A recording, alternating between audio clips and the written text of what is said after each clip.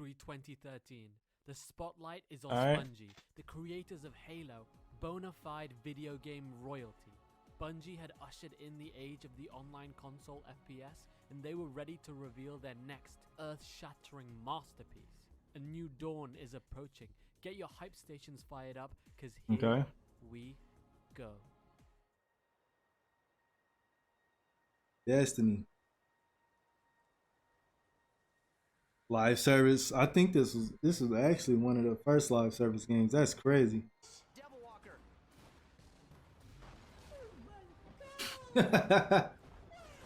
I can remember the Destiny reveal like it was yesterday. There I was, sat in my mum's basement, watching the E3 livestream on my Bio laptop with my life-size Cortana figurine by my side. Destiny looked amazing. It seemed like a surefire slam dunk. They had Paul McCartney working the soundtrack. I love Destiny! They had the biggest budget in video game history. They had Peter Dinklage voicing the main AI companion. This game even had a 10-year plan. Bungie were teaming up with Activision. That's suspicious. But hey, who cares? There's no way this thing was going to fail. I was pretty confident that Destiny was going to release and just ruin my entire Destiny was our destiny. And then the game came out. Here. This bitch is empty. Yeet! Leading up to its release, Bungie were pretty vague about what Destiny actually was. They called it an online shooter with a shared world, but Bungie never really explained what Destiny's actual structure was, and instead just talked about how they wanted to create worlds that inspire friendship. Oh, friend! Oh, new friend! Oh, friend! Please be my friend! Oh, friend! Oh, friend! Fuck. What Bungie really meant to say in all those He ain't giving me nothing to speak on. This was crazy. interviews was that they were making an MMO, but they didn't want to call Destiny an MMO because MMOs are for loser nerds. It's a world of fantasy and fun. This nigga intros be fucking shitty. But for 16-year-old Cameron Sandler, this is more than a game. This really kicks ass, doesn't it? Destiny was a It all full-on started fucking 8 months MMO. ago when Cameron discovered World of Well, Warcraft. it was a looter shooter with MMO aspects, should I say. There's the tension and the violence. Console dude bros around the world pre-ordered Destiny off the back of Bungie's reputation. Oh When God. they found out it was secretly a PC game in disguise, many of them, they just couldn't handle the betrayal. Dude bros around the world expected Destiny to have an epic campaign and an epic PvP multiplayer suite. They got everybody. I swear to God. Destiny had the most fucking blandest campaign ever. They fucking multiplayer was legit just capture the flag and what's the name? Capture the flag, domination, and TDM. That shit was weak. We expected to hop online and team deathmatch it up and call each other fake and Insert offensive slur. we expected it to be like Halo. Instead, Destiny had a PC gamer campaign and a bare bones PC gamer selection of modes. The campaign missions amounted to go here and shoot this, while the other game modes, the strikes and a singular raid, amounted to go here and shoot this, but for 45 minutes. Oh God. The minute-to-minute gameplay That was shit was as annoying. excellent as expected. Yeah, boy. But the game as a total package felt unsatisfyingly incomplete.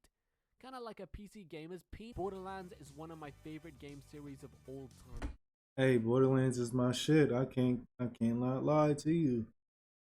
That shit, I didn't beat all of them. Only thing I did not play so far is the Tales from the Borderlands. I never wanted to play that shit. But Borderlands has always been my shit. Borderlands 2, now that's a legitimate masterpiece. The awesome thing about Borderlands is that it masterfully crafted a unique and addicting FPS loop in which you are constantly motivated to keep playing because of the promise of more and more new loot. You are always rewarded with fun new guns to play with. Oh Kill a God. Psycho, here's some loot. Finish a main mission, here's some loot. Shoot Face McShooty in the face. Knock, knock! Who's there? Shoot me in the face! End of joke! I'm gonna sing a song. Shoot me at the end of it. Da da da da da da. Boom. Thank you. Here's some loot. Every gun in Borderlands is different and interesting, and the game constantly throws new shit at you, distracting you from the fact that, yeah, you're kind of just doing the same thing over and over again. Borderlands was the master of fucking distracting you with bullshit. Just here go hella loot, bro. You doing the same thing over and over, shooting motherfuckers for 50 minutes, shooting fucking in a boss fight for damn near an hour because they take so many fucking bullets. For 30 hours. I don't know if it invented it per se, but Borderlands sure as hell perfected the looter shooter. Hella. Another Destiny took this Borderlands loop, but had a quarter of the weapons, a fifth of the locations, and only 3 different kinds of events. I swear to God, Destiny, you don't get nothing until the end of the fucking match. And they only give you like 2 weapons. Objectives. Okay, so the game's overall structure wasn't what was expected, but surely us console dude bros would at least get an epic story to ease the pain. And guess what, you guys? How you doing, Destiny Macho? didn't have a bad story. It had no story. And the reason why Destiny didn't have a story is because Destiny didn't have a story. I don't even have time to explain why I don't have time to explain. All throughout Destiny's development, the living legend Played on Joseph some TV Staten shows years wrote ago. and structured a whole saga to be Fuck is experienced that? by the player. I'm gonna see what it is. I'm gonna check it Destiny's out. campaign. The problem was that other members of Bungie's development team felt that a traditional story didn't really work with Destiny's MMO style structure. So Single Bungie player and game. Joseph parted ways in 2013, a few months before Destiny's original release date. Bungie canned Joseph's original plot and never replaced him or it. Oh, Destiny's God. main campaign feels like a random mishmash of story beats and missions because Even Destiny 2 did the same shit. They just go in that motherfucker, shoot these motherfuckers for damn near 2 hours of your day. Here go one weak ass cutscene that has nothing to do with nothing. Good shit. Here go one gun. That's weak. That's garbage as fuck. it is a random mishmash of story beats and missions. To put it simply, Vanilla Destiny was a bit of a mess. Appreciate you for the fucking follow, and Macho. Destiny 2 Appreciate was it. due to be released. Welcome to the fucking money Considering how team. much Bungie learned throughout the life cycle of Destiny 1, Destiny 2 was surely gonna be a slam dunk. This time, there was no way they can mess up the launch. Destiny 2 came out, and guess what, you guys? It was another win for Bungie. Here come the 9 out of 10s. Here come the celebrations. Here come the Game of the Year nominations. Destiny 2 was getting universally praised. That shit did the same exact thing, bro. What are you Turns out talking that about? Destiny wasn't our destiny. Destiny 2 was our destiny. And then time passed, and something started to feel wrong. While Destiny 2 reviewed well and initially got a lot of praise from the gamer nation, soon after its launch, actual Destiny fans, they slowly realized that they hated Destiny 2. Because it's the same shit as Destiny 1. Destiny 1 was a PC gamers game. Destiny 2, that was a console dude bro game. All the people that stuck with Destiny 1, over time, they had actually converted to the ways of the PC gamer.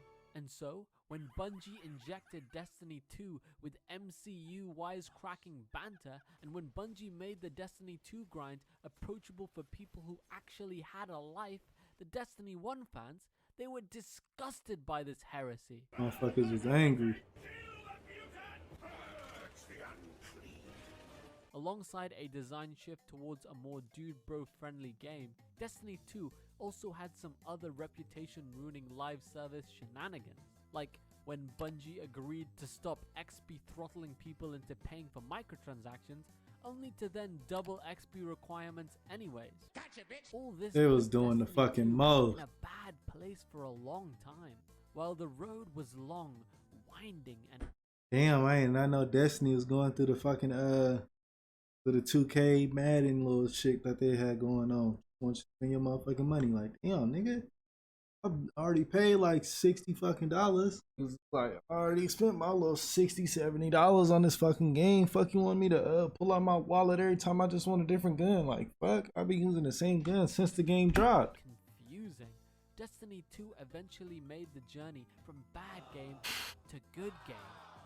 Along that path, Bungie split from Activision and Destiny 2 even went free to play. God. The Destiny fan experience has been a turbulent one. Just ask internationally famous Destiny fan SkillUp.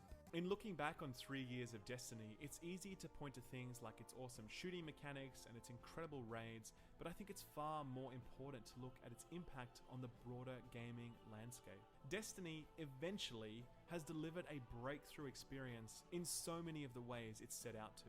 See, I don't follow sport, it's not my thing. But most of you out there probably do follow some sort of sport, and you probably have a team that's your team and you back them no matter what. For me, Destiny is my sport, or one of them, and Bungie is one of my teams. I said in my Destiny 2 review that Bungie were my team and I'd stand by them. Not anymore, fuck these guys. What the fuck? Destiny has changed?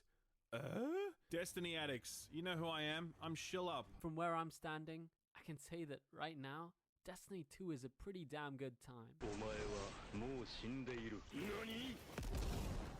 The thing about Destiny Man, I need to get my ass back into Destiny now. I want to see what the fuck is going on. is that it is in its own way very innovative. With Halo, Bungie attempted and succeeded at translating PC first-person shooters into a console format. With Destiny 2, Bungie were attempting to take the PC huge online world MMO experience and translate that into a more mainstream console format. Instead of having an MMO where the combat was pressing 1s and 2s, Bungie wanted to create an MMO where you're actually having fun. In this context, you can kind of forgive all the ups and downs because at the end of the day, Bungie were figuring shit out on the fly, and that ain't easy. It's really important to look at Destiny when analyzing the live service because pretty much all of Destiny's flaws have been replicated by every other AAA live service video game. We've got extreme repetition, we've got a lack of content at launch, aka being unfinished at release, and we've got multiple modes of in-game monetization. Oh God, that's exactly what the fuck is going on with a lot of live service games right now. It makes shit very fucking a whole lot of repetition in their games. This shit get repetitive as fuck for no reason. So that shit becomes boring as hell. This should be broken as hell. A lot of bugs. Nothing for in game. So now we gotta wait damn near at least like 6 months for something else to come out. And then between that time, they be thinking that monetizing the game is just gonna get us to like what the fuck, because it's a shiny fucking backpack that we get to put on. They think we just gonna hurry up and pull out our fucking wallets and spend $40. Niggas be tired of that shit. We're talking items that are both important for gameplay and just cosmetic. We're talking DLC. We're talking almost anything, baby. To be fair, that final pillar, while it can be detrimental to the player's experience, it isn't necessarily a flaw. Destiny even pioneered the introduction of emotes to mainstream shooters. And I mean, who doesn't love emotes? Oh.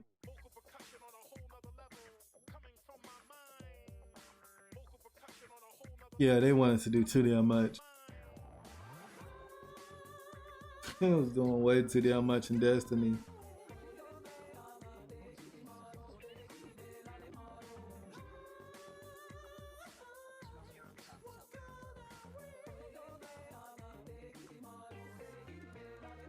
These niggas. A bunch of live service games released, and none of them were, well, great.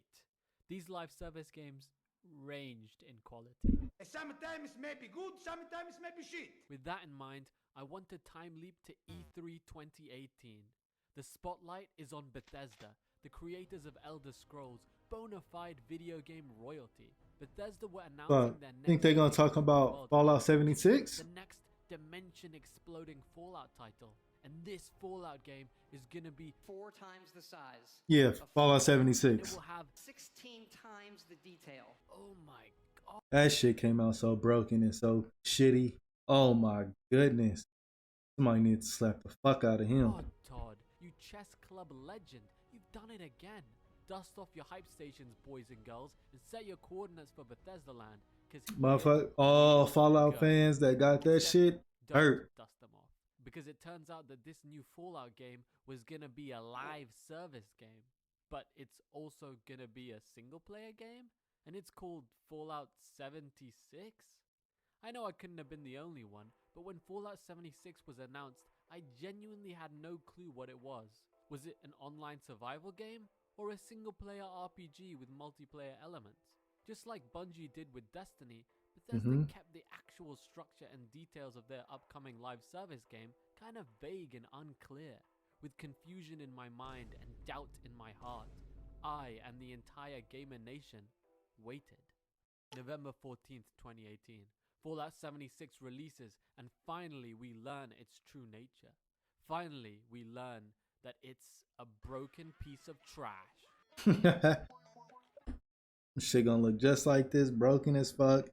They ain't finna fix this game for 6 months to a year.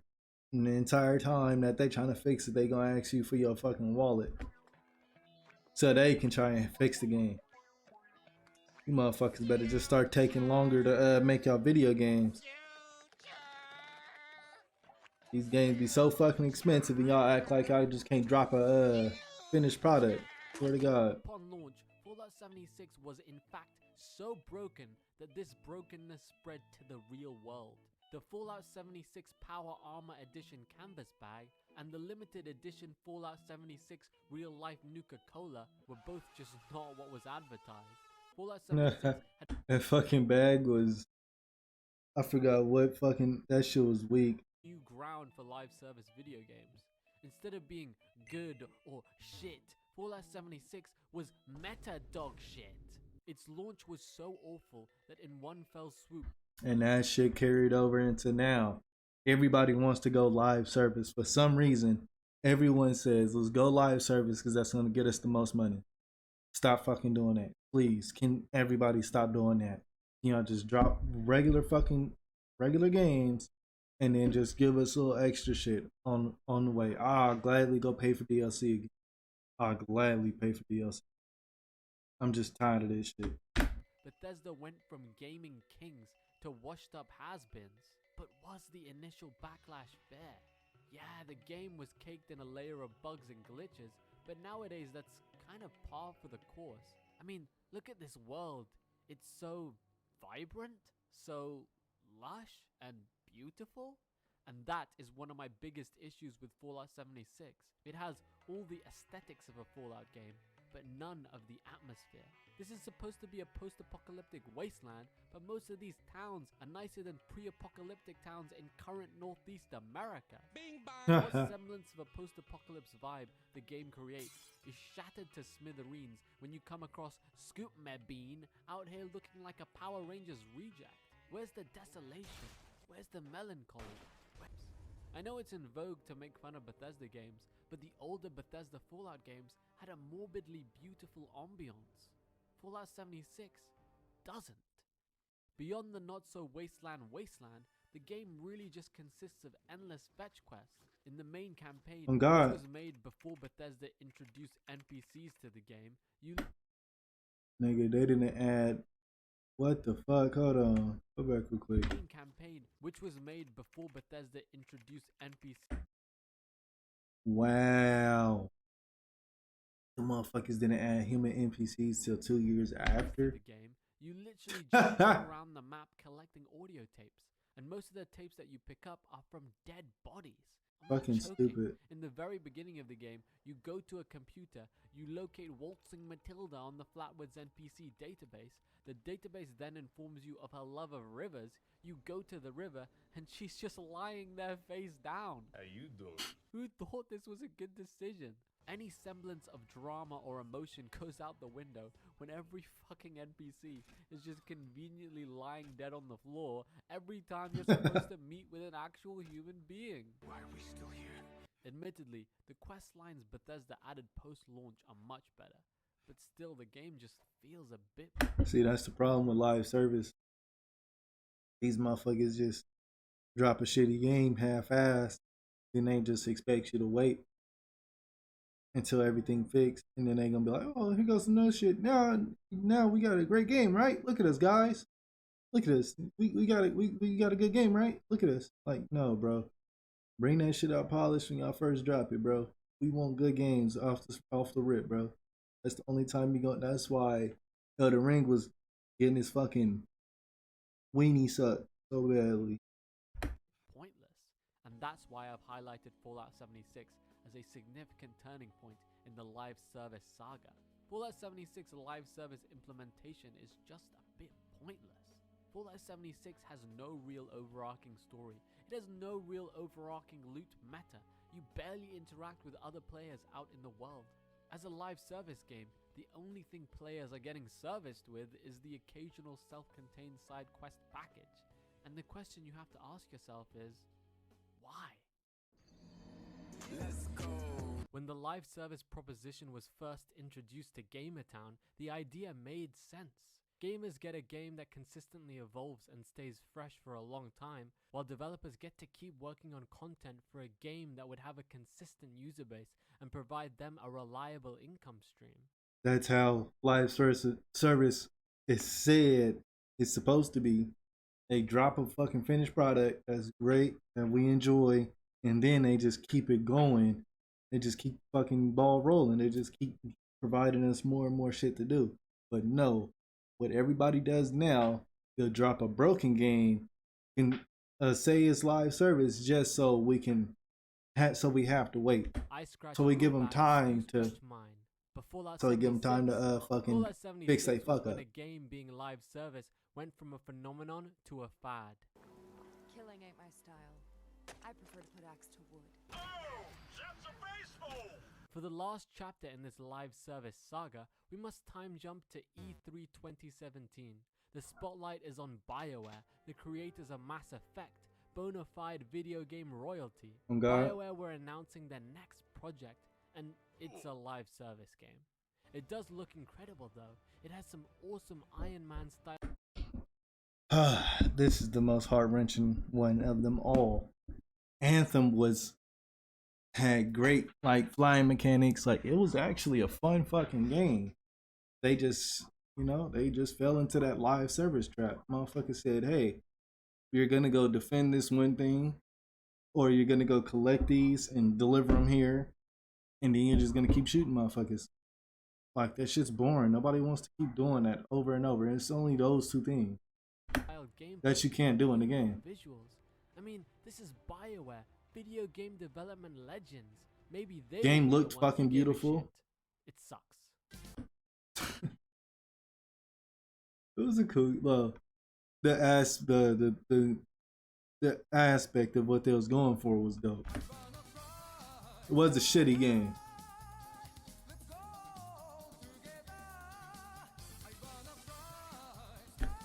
Fucking loading screen to death. That shit had longer loading screens than fucking GTA out here.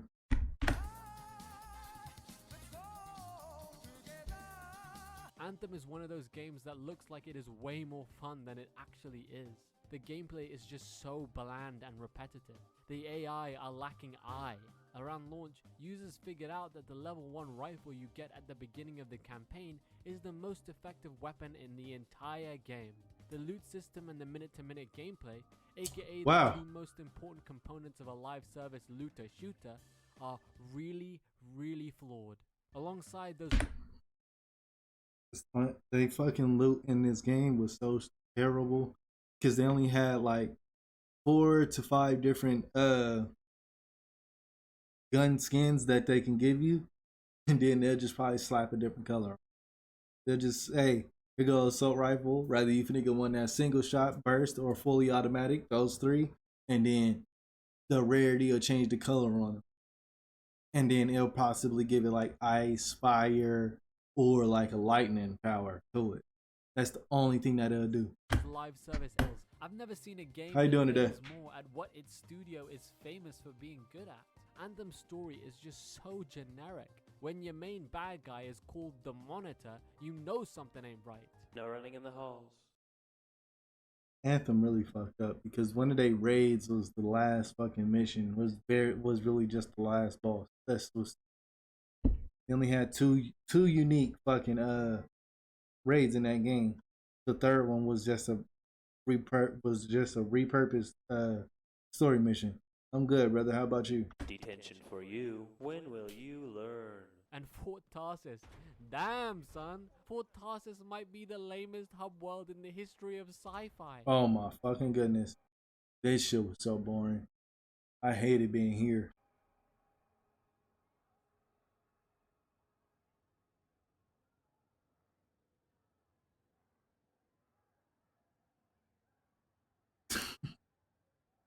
But Anthem in a fucking hub world, you be close to motherfuckers. It sound like they talking like 2 miles away from you.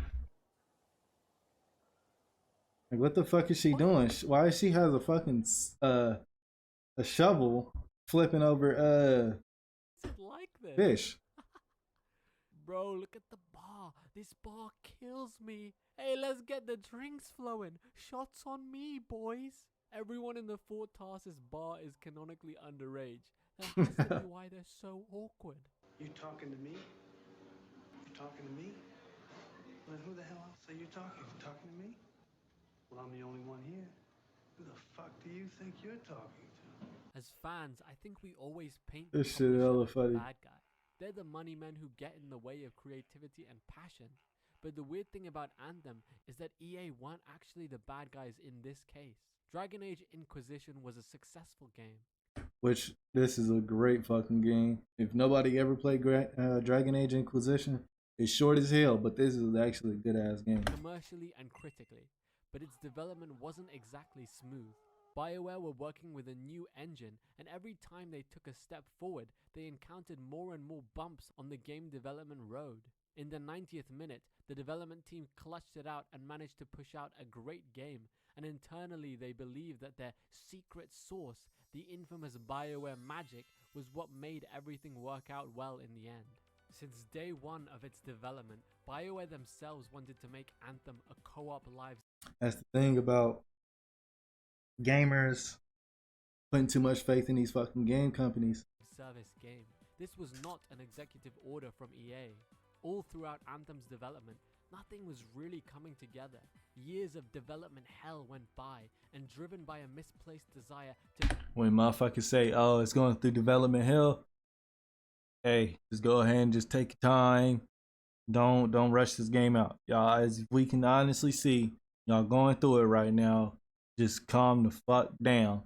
Let the game be in development for a couple more years. It's good. The most live service game of all time.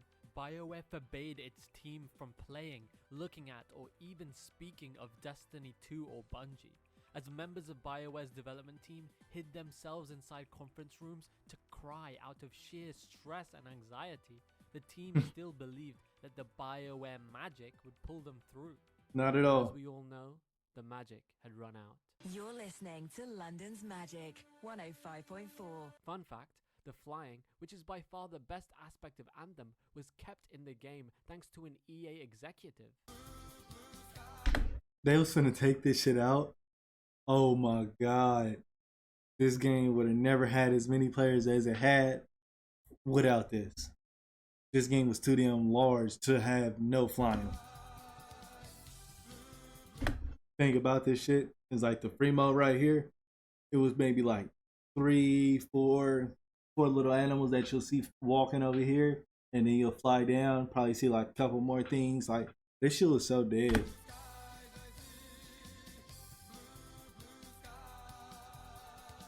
Even they fucked up on that though. That's just crazy. Why the fuck do y'all? They fucked up on the flying as well. It's like, bro, why does my thrusters have a fucking overheat thing, heating mechanism? Like, that's fucking weak. Service became a fad, then Anthem is when live service. And it's like, that's what we're gonna do the entire time we're playing. Development studios wherever it went. The most important thing I've taken away from chronicling the unholy trinity of live service games is how much games have stopped respecting your time. If you're not flying next to water, you're not gonna, your ship finna keep going up and you're finna overheat hella fast. If a game is trying to weave a complex story, analyze the narrative themes. If a game is a quaint indie title, reflect on how pleasant it is to play on a relaxed Sunday afternoon. A lot of these live service games that came out during the 8th generation are trying to be your second life. They aren't just competing with other games. They're competing with learning how to play a guitar, getting into a new sport, or, I don't know, maybe getting some bitches. Oh wow. Okay. It is in that context that their extreme shallowness becomes even more confusing. Oh well, at least this trend is kinda dying.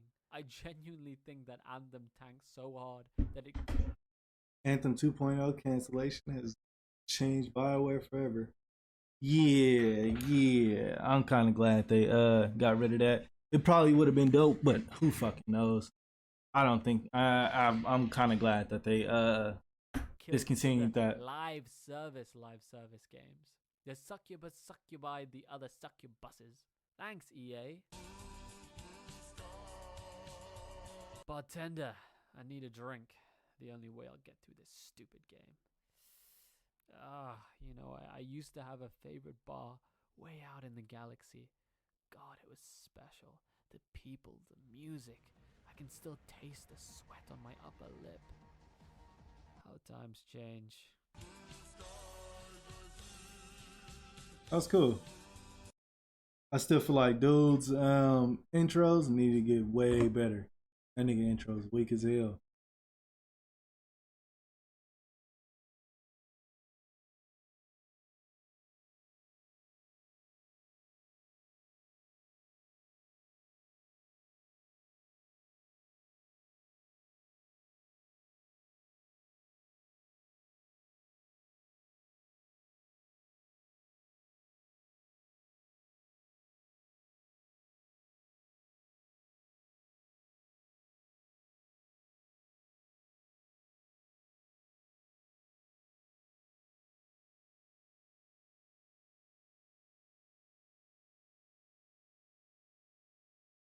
Hold on, baby, hit the pog on, do you dance on it? Bust it down, baby, let me see, spread them legs, let me see what you got. Do your job, I got a check for you. Throw a couple bands, put in work, I got some more for you. Slow it down for me, drop it down, girl, get wild for me, small for me, bend it over, go and touch your toes for me. Pause for me, get the can, baby, do a show for me. All money, if you clean it good, I got a note for you.